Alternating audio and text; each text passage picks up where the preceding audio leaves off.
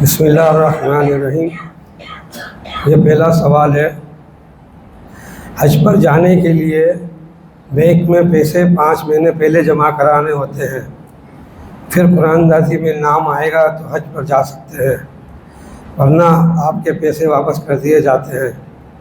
5 مہینے پہلے پیسے جمع کرانا، جس کو بینک والے اپنے سودی کاروبار میں استعمال کرتے ہیں، کیا یہ طریقہ صحیح ہے؟ ان الحمد للہ والصلاۃ والسلام علی رسول اللہ وبعد۔ پہلی بات یہ ہے کہ آپ بینک کو جو پیسے دیتے ہیں یہ کاروبار کے لیے نہیں دیتے۔ وہ کاروبار کس طرح کریں وہ تو بات کی بات ہے، دیکھیں کہ آپ کس لیے دیتے ہیں۔ آپ حج کے حوالے سے ان کے مطالبے پر یہ پیسے جمع کراتے ہیں۔ آپ کی نیت یا آپ کا ارادہ یا آپ کا معاہدہ کاروبار کا نہیں ہے، لہٰذا آپ کے ان پیسوں سے وہ کیا کرتے ہیں کیا نہیں کرتے آپ کا اس سے کوئی تعلق نہیں۔ دوسری بات ہے کہ آپ کوئی خوشی سے پیسے جمع نہیں کراتے ہیں، یہ آپ کی مجبوری ہے، اس کے بغیر آپ حج نہیں کر سکتے، اسی مجبوری کے تحت آپ یہ کام کرتے ہیں، لہٰذا آپ اس حوالے سے بالکل بری ذمہ ہیں۔ یہ معاملہ ان کا ہے، آپ نے حج کی نیت سے دیے ہیں، آپ نے حج کرنا ہے جو ایک شرعی معاملہ ہے، آپ کا کام بالکل صحیح ہے، آپ کے کام میں کوئی بھی ناجائز پہلو نہیں ہے۔ سوال یہ ہے، کیا فرض نماز با جماعت ہو رہی ہو تو تیز آواز سے سلام کر سکتے ہیں؟ حدیث میں آتا ہے کہ شروع اسلام میں یہ تھا کہ جب جماعت ہو جاتی، جماعت کھڑی ہو جاتی تو آنے والا اس کو جس جگہ جس نمازی کے ساتھ جگہ ملتی تو شامل ہونے سے پہلے آ کر وہ اس کو سلام کرتا اور دوسری بات یہ کہ اس سے پوچھتا کون سی رکعت چل رہی ہے۔ جو کچھ وہ پڑھ چکے ہوتے تو وہ تھوڑا سا جلدی میں ان رکعتوں کو یا ان ارکان کو پورا کرتا اکیلے میں، اس کے بعد پھر وہ جہاں دیکھتا وہ جماعت میں شامل ہو جاتا تھا۔ ایک مرتبہ ایسا ہوا، سیدنا معاذ بن جبل رضی اللہ تعالیٰ عنہ آئے اور جماعت ہو رہی تھی تو اس نے پوچھنے کے بجائے آ کر جماعت میں شریک ہو گیا، اور پھر بعد میں سوچا نبی علیہ السلام جب السلام پھیریں گے تو مجھے پتہ چل جائے گا کتنا رکعتیں باقی ہیں، میں آپ کے سلام پھیرنے کے بعد مکمل کر لوں گا۔ جس وقت نبی علیہ السلام نے سلام پھیرا اور معاذ بن جبل رضی اللہ عنہ جیسا کہ مسند احمد میں آتا ہے کھڑے ہوئے تو نبی علیہ السلام نے ناطق وحی نے فرمایا کہ معاذ نے آج جس طرح نماز پڑھی اب قیامت تک اسی طرح نماز پڑھی جائے گی۔ تو اس حدیث سے یہ بھی پتہ چلا کہ آنے والا سلام کرتا تھا، لیکن کس کو کرتا تھا؟ جہاں اس کو کھڑے ہونے کی، جس کے ساتھ پاؤں ملانے کی جگہ ملتی تھی۔ پوری مسجد کو اٹھانا اور زور سے یہ عمل نہیں تھا، بلکہ علامہ البانی نے ایک روایت نقل کی ہے، نبی علیہ السلام فرماتے ہیں کہ جب میں نماز پڑھ رہا ہوں میری دلی خواہش یہ ہوتی کہ میرے اوپر سلام نہ کیا جائے۔ آگے فرمایا ہاں اگر کوئی سلام کرے گا تو اس کو میں جواب دوں گا، لہذا سلام کرنا بھی جائز ہے، جواب دینا بھی جائز ہے، لیکن سلام نہ کرنے سے بہتر ہے، اور اگر سلام کریں تو اتنا زور سے نہیں کہ مسجد کو اٹھا لیں، بلکہ جہاں آپ کو جگہ ملے اتنا ایسا کہ وہ سن لے آپ کے سلام کا جواب وہ ہاتھ کی اشارت دے دے۔ سوال یہ ہے، میری بہن نے میری بیٹی کو دودھ پلایا ہے اور اسی دوران میرے بھانجے کو بھی دودھ پلایا ہے، اب ان دونوں کا نکاح ہو سکتا ہے؟ جس عورت کا اس بچے نے اور اس بچی نے دودھ پیا ہے یہ دونوں اس کے اولاد میں شامل ہیں اور آپس میں بہن بھائی ہیں اور اس عورت کے یا اولاد میں شامل ہیں، لہذا ان کا آپس میں نکاح نہیں ہو سکتا۔ ہماری برادری میں ایک رسم ہے کہ بچے کی پہلی ولادت لڑکی والوں کے گھر پر ہوتی ہے اور اس کے اخراجات بھی लड़की वाले ही उठाते हैं। अगर लड़की वाले अपनी लड़की को डिलीवरी के लिए नहीं ले जाते तो लड़के वाला बुरा मानते हैं। ये कैसा है? पहली बात यह है कि अगर फरीकैन के इत्तेफाक से लड़की अपने माँ बाप के हाथ चली जाती है तो मैं समझता हूँ कि इसमें कोई हर्ज नहीं है। लेकिन अगर इख्तलाफ हो तो फिर ये सुन लीजिए, निकाह हो जाने के बाद, रुखसती के हो जाने के बाद लड़की के जितने भी अखराजात हैं उन तमाम की जिम्मेदारी लड़के वालों पर है।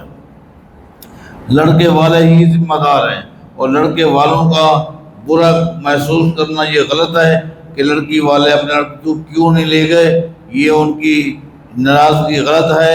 चूँकि जब रुखसती हो जाती है अब लड़की के टोटल अखराजात, इलाज, मुआवजा, खिलाना पिलाना, ये सारी जिम्मेदारियाँ उसके ऊपर हैं जिसने उसके साथ निकाह किया है। लिहाजा उनका ले जाना और ख़र्चा भी उन लड़की वालों का करना अगर तो फरीकैन के इत्तेफाक से है तो मैं समझता हूँ कोई हर्ज नहीं। लेकिन इख्तलाफ है तो फिर लड़के वालों की ही जिम्मेदारी है, उनको नाराज़ भी नहीं होना चाहिए। अगर कोई शख्स इस तरह सोचता है कि नफली हज और उम्रे करने के बजाय इसी माल से करीब रिश्तेदारों की माली तौर पर मदद करें और इनको अपने पाँव पर खड़ा कर दिया जाए तो ये कैसा है? इसमें कोई हर्ज तो नहीं, जबकि वह अपना फ़र्ज हज भी अदा कर चुका है। देखिए, अगर किसी साथी ने उनके ऊपर हज फ़र्ज था, वो हज उसने कर लिया, अब नफली हज है, उसको अल्लाह ने तौफीक दी है और साथ ही ख़ानदान के लोग, हमसाए, दोस्त, अहबाब, जमाती, दीनी भाई मसाइल की जद में हैं। अब उसको देखना चाहिए कि मेरा काम कौन सा अफजल है। मैं समझता हूँ कि अगर कुछ मसाइल की जद में लोग हैं उनके साथ हमदर्दी करना, उनके साथ ताउन करना ये अफजल है, क्योंकि वो हज अपना कर चुका है। लेकिन अगर अल्लाह ने उसको तौफीक दी है कि नफली हज भी कर ले और हमदर्दी भी करे तो ये औला है।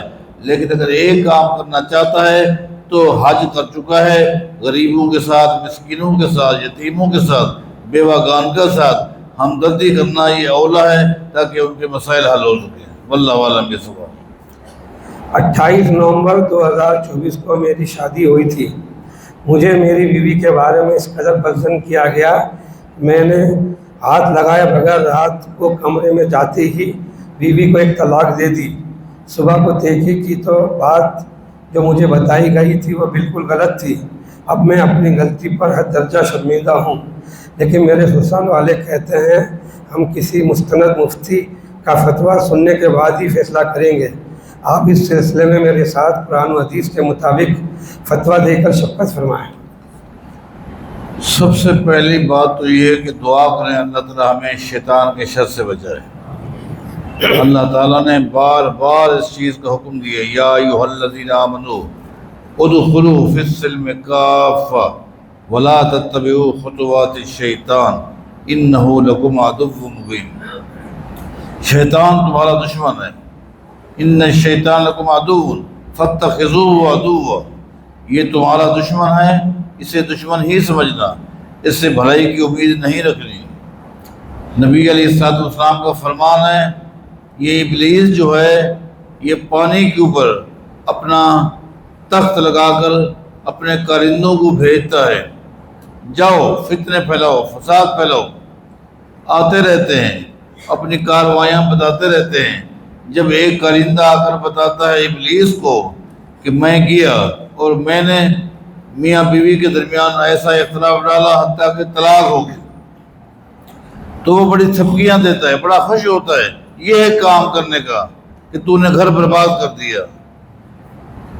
एक बात। दूसरी बात है, नबी अलैहिस्सलाम की अहादीस से ये बात साबित है, क़यामत की निशानियों में से एक निशानी तसर्रो भी है। तसर्रो का मतलब है एक वक्त आएगा लोग सोचेंगे बाद में, काम पहले करेंगे, फैसले पैसे पहले करेंगे, बाद में सोचेंगे ये काम सही किया है कि नहीं किया। जिस तरह साथी ने किया है कि इनको किसी ने इसकी बीवी के हवाले से जो कुछ कहा जज्बाती होकर किया और बीवी को हाथ लगाए बगैर पहले ही रात तलाक दे दी। अब आप बताएं उसके ऊपर क्या गुजरी होगी। اس کے اوپر تو قیامت قائم ہوگی قیامت ڈھانپ کے رکھ دی آپ نے۔ اگلے دن پھر آپ نے تحقیق کی، پتہ چلا کہ یہ ساری بات غلط تھی۔ بہرحال اللہ تعالیٰ ہم سب کو محفوظ فرمائے۔ اب جو سوال کیا گیا ہے اس کا جواب مختصر یہ ہے کہ اگر کوئی شخص اپنی بیوی کو ہاتھ لگائے بغیر طلاق دیتا ہے من قبل ان تمسوہن، تو قرآن کریم میں غالباً سورہ احزاب میں آتا ہے، اللہ تعالیٰ فرماتا ہے پھر اس کی طلاق ہو گئی اور عورت کے لیے کوئی عدت نہیں ہے، کوئی عدت نہیں ہے۔ اس نے ہاتھ نہیں لگایا تھا، پہلی رات تھی، اس نے طلاق دے دی، اب طلاق ہو گئی، اور جو حق مہر طے ہوا تھا فنصف ما فرضتم، قرآن کریم میں غالباً سورہ بقرہ میں اللہ فرماتا ہے فنصف ما فرضتم، اس کنڈیشن میں طلاق بھی ہو گئی۔ نمبر 2، جو حق مہر متعین ہوا تھا اس کا آدھا حق مہر بھی دیا جائے گا۔